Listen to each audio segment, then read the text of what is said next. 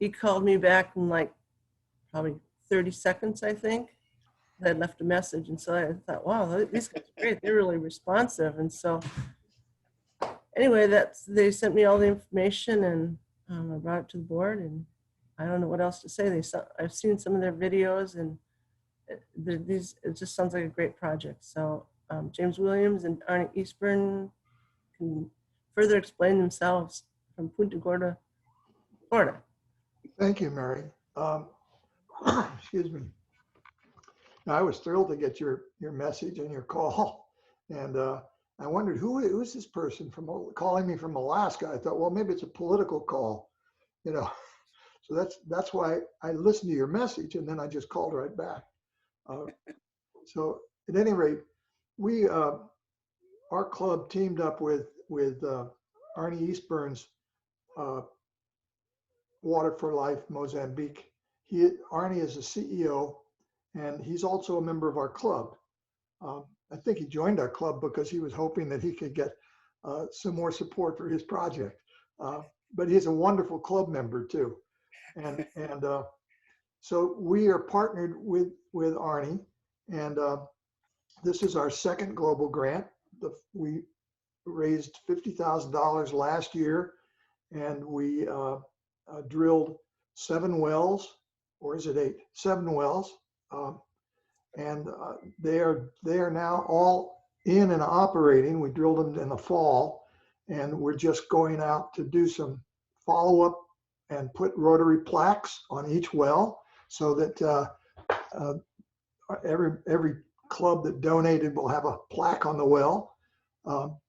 And then we're going to close that grant out. Meantime, we started the second grant, and we have so far raised about, I'm trying to think, it's the formula on the global grant application is a little awkward to figure out, but we've raised well over half, I think now, including your kind donation of $1,000, and the Ketchikan 2000 Club. And they've donated, and then there's one other club. Mary, you can. Ketchikan Bay in Homer. Did you hear that? Yeah. And then I don't know. Jim here is here from Sitka, and we've asked them. Or Jim's thinking about it, so I think I'm assuming that's why Jim's on. Okay. Well, you are recording this, so you can share it with other clubs if you'd like. We're really so excited to have your district and your clubs involved in this. And I will turn it over to Arne, who has a presentation. And Arne, you share the screen and get started. Okay. All right. Thank you all very much. It is an honor to be here, to be a part of your Rotary presentation today, your club. I know we're all anxious to get back in person, but it's wonderful to have the technology that we can reach out and share from all these hundreds of miles away. And so we're blessed by that. I have a presentation that I want to share. I think everything's on. Can you all hear me very well? Yep. All right. We're talking about the Punta Gorda Rotary International Service Grant, and this is the number of our grant, Water for Life. And I just want to share with you a little bit. I've got some slides to show you, and then a short video to just kind of bring you up to speed of what we're doing.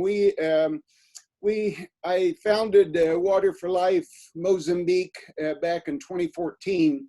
And after spending several years going back and forth into Mozambique, doing numerous things, missionary work and things like that, it came to the bottom line was the greatest need was water. And so put together the organization with a wonderful group of board of directors. And we are a 501c3 nonprofit organization, charity organization. We focus in Zambezia province of Mozambique. and strictly to drill water wells and give the wells and the water to the people in those villages. We drill mainly on church properties and school properties, and that way you have some ownership there and a place and location for people to come to.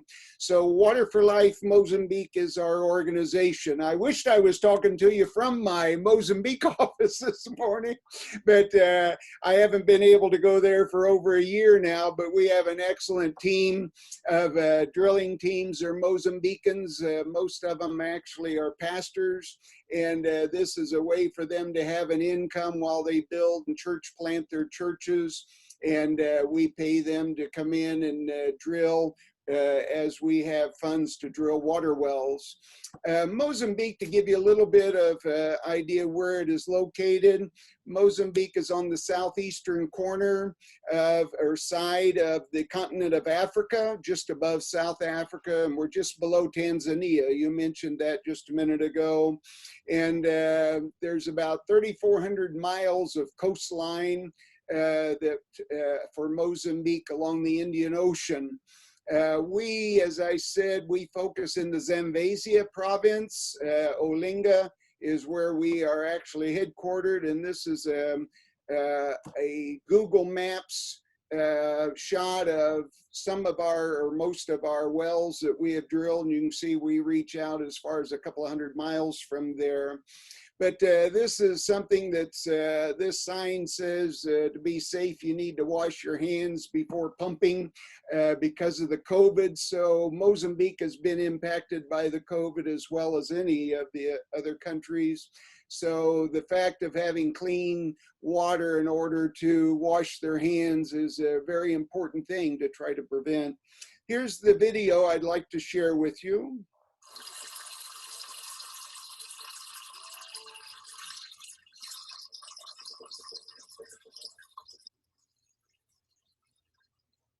One of the most basic human needs is the need for clean, safe water. It is absolutely essential to sustain life. Here in the West, we take clean water for granted. It is abundant and easy to find. We expect it whenever we turn on a faucet at home or out in public. That basic need is not so easy to come by in many parts of the world. In many places, it can be hard, really, really hard to find reliable, safe, clean water. And because it's so easily accessible to us, we have a difficult time understanding how a gift as simple as fresh, clean water not only improves the lives of those who have it, but it is a dramatic gift of life. Water for Life seeks to offer a hand up, clean water to communities all across the southeastern African nation of Mozambique. Mozambique ranks as the world's second poorest country, and safe, clean, easily accessible water is a scarce commodity. The most affected by the lack of clean, safe water are women and girls who, without drilled water wells in their villages, are destined to walk all day, every day, all of their lives, to fetch the only water they can find, dirty, contaminated water. Clean, safe water is literally a gift of life. It improves their diets. It dramatically improves their chances in the fight against intestinal diseases like diarrhea, cholera, and dysentery. It also improves personal hygiene, sanitation, and overall health. Clean water also allows young girls, who tend to be the primary water fetchers, to attend school every day, allowing them to finish their education. It also offers them the opportunity of growing up in a safer environment, as often they become victims of assault, rape, trafficking, or they can even be harmed by dangerous, sometimes deadly animals as they fetch water. Drilled wells are safer as the water is clean, it's closer to their homes, and most wells are drilled on church properties. In fact, the Water for Life Mozambique well drilling team is made up of nearly all pastors. In July of 2019, the village of Mwamyawa in the Maganja da Costa district was given the gift of a new well. They were originally getting their water from a relatively clear spring, but the problems they were having were the result of a low water table. As the supply would dwindle throughout the day, sometimes it would not fill again for hours. In fact, often the women and girls would head out hours before sunrise to wait and wait. Often they would be forced to go to another source, which wasn't clean and was much further away. Every day, fetching water can consume an enormous amount of energy and time, walking and carrying what water they can find. The women and young girls in Wamua's life will be vastly improved by the gift of water for life. Every well is welcomed with shouts of joy and laughter as they know their lives are significantly improved. 60% of the people in Mozambique are still struggling to find clean, safe water. Tragically, 20%, 1 out of every 5 children, dies before their 5th birthday due to the lack of clean, safe, fresh water. Water for Life hopes to change that trajectory by focusing their efforts on clean water. Each well is estimated to serve approximately 1,200 people, pumping an average of 4,200 gallons a day. The average family size in Mozambique is 7, 2 adults and 5 children. Each well drilled has the potential to save hundreds and hundreds of young lives.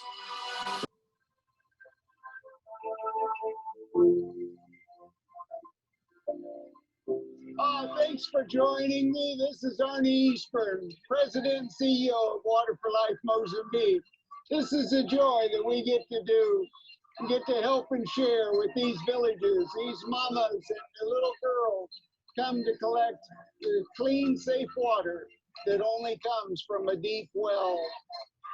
Thank you for joining with us. We want you to partner with us, whether it's $10 a month or $5,000. Come and join us. Donate. Help us to drill many, many more wells. We want to do 100 wells like this every year. With your help and your support, we can make that happen. 100% of your donations for Water for Life goes to a well just like this. Thank you. God bless you. And let's have fun saving lives, changing lives, and making the difference around the world. God bless.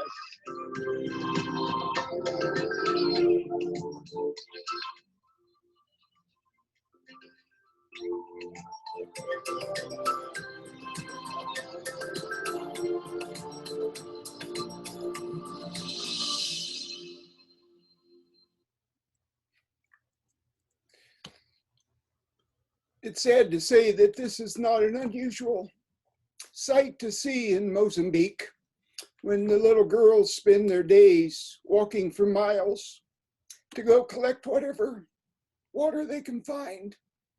This is, when you think about dignity and you think about a future, it's pretty bleak. They'll get water wherever they can. They'll drink whatever water they can collect, wherever it is. You have to have water in order to live.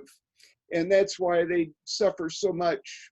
These girls are collecting water from a river. The water looks pretty good, but it's very dangerous because this is where they get attacked by hippos and crocodiles. In fact, one lady lost a leg as she was getting water from that river, and a crocodile got her, and just because of fishermen being close, they grabbed her and helped her to get away from the crocodile. Well, about a year later, we drilled a well in that village that she walked from, and now she still carries water, but it's a very short distance, and it's safe, clean water that she is collecting. This is one of the sites that we see too often in Mozambique, and that's where big NGOs have gone in and spent hundreds of thousands of dollars to drill a well, put in a submersible pump, put up a platform with a big holding tank with solar panels on top of it to power the submersible pump. And most of them that we run into only work for about 2 years.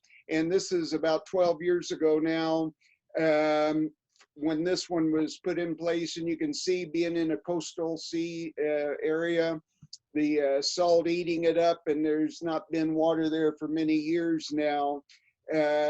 That's why we keep it pretty simple with just a hand pump. And as long as they don't get tired, they can pump water. It's always there.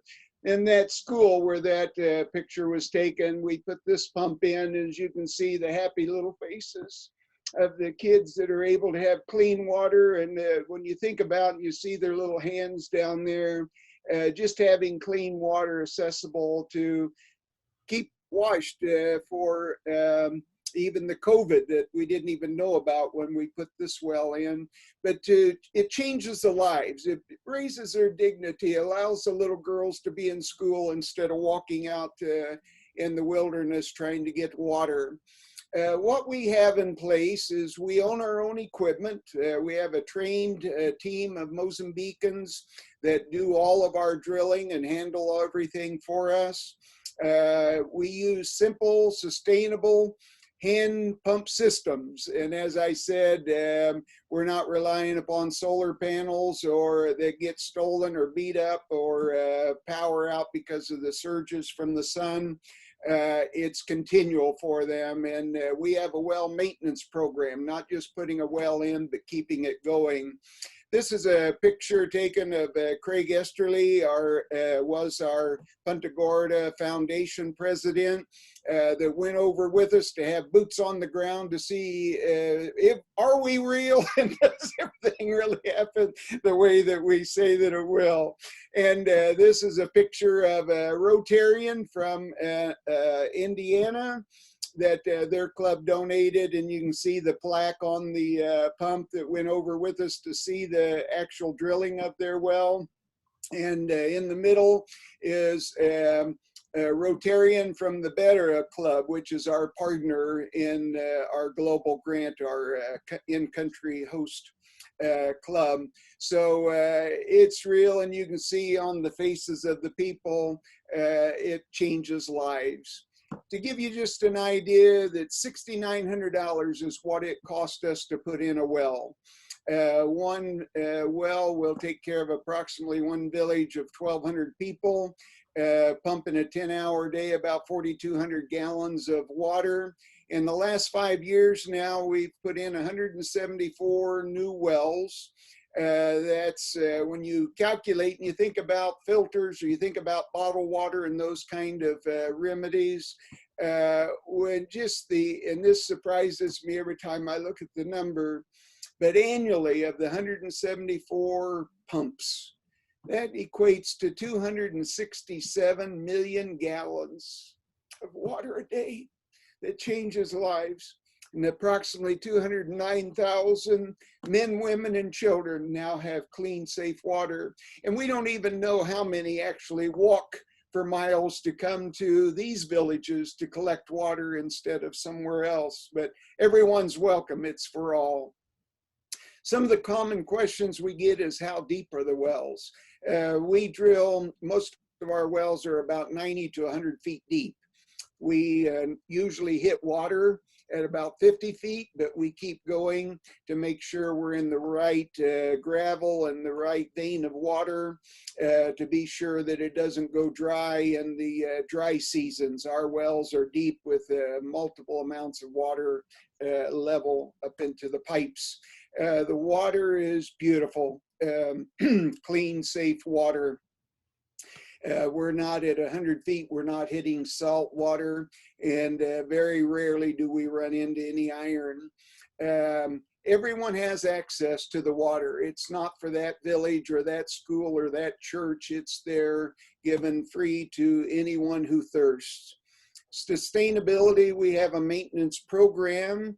We actually purchased a motorbike for the guys to go around to the villages. You might say, why that beautiful motorbike? Well, most of the villages don't have any roads into them. In fact, the villagers had to chop trees out to make a way for our trucks to get in there to drill their wells.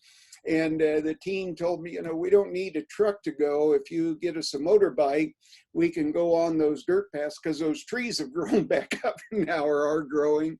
So they're able to carry the parts and supplies that they need to go in and change the O-rings and things. And also part of our whole program, as you can see in the other two slides, we do training of the village pump committee. We do demonstrations, how the wells and how the pumps work and how to make replacements. And we actually leave parts with them to do that. most of the time it's the sleeve down at the bottom of the check valve that wears out due to sand. And that's a common replacement that we need to do to keep the wells going. And these pumps that we're looking at now were one of our first ones drilled back 4 years ago. So they do need some maintenance, and that's part of our commitment, is not to just drill a well, but keep the water flowing for them. These are actually 3 of the 7 rotary wells that we just drilled the latter part of November, 1st of December. And you can see the beautiful clean water that's coming out and the excitement. You know, it's not uncommon to see, as a lady in the lower right-hand corner, just thanking God for the water and how that changes their lives. Excuse me. Our global grant number we have there for you, and you are already a part, so we thank you so much for that. But just to reiterate, 64% of the population, the rural, especially in Mozambique, do not have access to clean water. We are the partner. As we said, we just drilled 7 wells at $6,900 per well is our total cost. Different increments, people, individuals. This is the only grant that we've received. Most of our monies come from individuals, churches, people, a lot of reoccurring donations on our website at $10, $20. That's how we've been able to do what we do. But if you want to look at and say, I'd love to support, 25 families, it's $500 is what we're looking at. So, together, as Helen Keller said, alone we can do so little, but together we can do so much. And, that's why we're proud to do what we're doing and be able to have an opportunity for clubs like yours and individuals to be a part of something that we couldn't do on our own, but together we can make an impact forever. So thank you so much. And at this time, I'll turn it back over and stop sharing, and absolutely open to answer any questions that you might have or any way that we can help. But thank you so much for the opportunity to share with you today. Oh, Thank and you, Arne. oh, go ahead, James. No, I would just thank you, Arne. I just want you to know that we are so grateful to your donations and your other club donations. Mm. And I understand from Mary that the district has agreed to match your donations. Your district has. So that is going to trigger with their match that your $1,000 will not just be doubled, it'll be tripled, because RI will support that match. And that makes a big difference. And if please share this video with any other clubs in your district. If they want to jump on the bandwagon, that's fine. And if individuals, I think I sent Mary an individual commitment form. If any individuals would like to participate beyond what your club has done, ask Mary for a form and she will share it with you. And if she doesn't have it, I'm sure she will ask me to send more. I have it. Thank you very much. Thank you, Mary. Oh, Thank you, guys. yes, thank you so much. Let's see, do we have any questions? Are you guys willing to answer questions? Absolutely. Sure. Anybody have any questions? I've got one. I'm not sure how easy it is to answer, but do you work with the government of Mozambique? Are they kind of like in the loop, or how does that all work? We are a registered non-governmental organization, NGO, in Mozambique. So we report to them, we work with them. We just drilled, as an example, 8 wells in an area in a different district that was so severely hit from cholera and poor health because of just couldn't find water, basically. So we work along with them, but they don't tell us where we drill or that type of thing. But we work with them and have a great working relationship. But we are an NGO where we have our own operation. Oh, great, thank you. See, Diane. Yes, excellent presentation, Arne. How do you decide which villages benefit from these pumps? What we look at, one of the men that was there by the motorbike, he does all of our village relations. So when they, and of course, everyone wants to have a well drilled, but he goes out and interviews and works with them and the commitments that they have to make to put together a pump the well committee, and that they will be a part and work with us and sanitate. We do a wash program to illustrate the hand washing and hygiene and that type of thing. But we look at primarily, we don't want to drill where there's another well with a minimum of 1 mile away. So we want to go where the need is great and where the greatest, and a lot of it is driven again by the amount of sickness, diarrhea, the cholera being one of the huge factors, and where so much death is happening and occurring. And so that's what drives us. But they fill out the application, take photos of the village and of the water source and all, and then they send that to me, and I go through it. And very seldom do I discard one. I just want it, I go by the old expression, employees respect what management inspects. So we go through that process, but that's how we choose and go forward.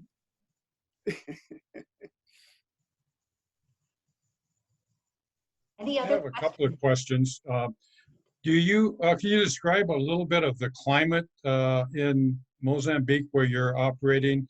They have a rainy season, dry season, that sort of thing. And also, do you have any problem with dry wells? Do you have where you find that there just is not a good groundwater supply? First question, excuse me. And I already forgot. I'm sorry. I was thinking of groundwater. What was your first? I'm so sorry. Oh, the first one was describe the climate a little bit, Yeah. whether you get a rainy season, that sort of thing. Yes, they do have. In fact, right now is the rainy season. You might have seen where Beira, which is about the central location, just got hit with a cyclone, and comes in about December. That's why we hurried to get all of our rotary wells in before the rainy season really hit. In fact, the road was washed out from all the flooding that if we had to have gone and got more pumps, we couldn't have just here recently. So the rainy season comes in, and that's when the diarrhea cases really escalate because of the groundwater getting in from the flooding into the sewage. It's open. They don't have restroom facilities, I'll put it that way. So that's where the contamination comes. Right in February now is actually where it starts getting very hot. It's very dry, arid climate where we drill. And when it gets hot, it's very hot. But that's the conditions. We have not had a dry well yet. The water is very plentiful. As I said, we hit water about 50 feet. We purchased a machine out of Germany that can shoot down through 2,500 feet of solid granite rock and tell you what the water source, how much, how deep, if there's salt in it, whatever, by putting rods down and shooting it down through there. So we do that whenever we're in a rocky area, but is where it's very sandy, we can drill just about anywhere and hit water and get good clean water. But when we drill in granite or hard rock, we want to make sure that we don't get so deep that our pumps, we have a limit of about 150 feet, that the hand pumps will, after that you get too many rods on and it's just too heavy for the people to pump. So we don't want to put all the money in fuel. Fuel's a big price to us to drill, and then can't even find water or can't pump it up after we get there. So that's why we use that machine when it's in question. Great. Let's see, any other questions? Well, thank you, Arne and James. So wonderful to hear about this project. It's just an amazing project, and you obviously have a huge passion for this, and it's just wonderful to see. Thank you very much. So is there anything else we need to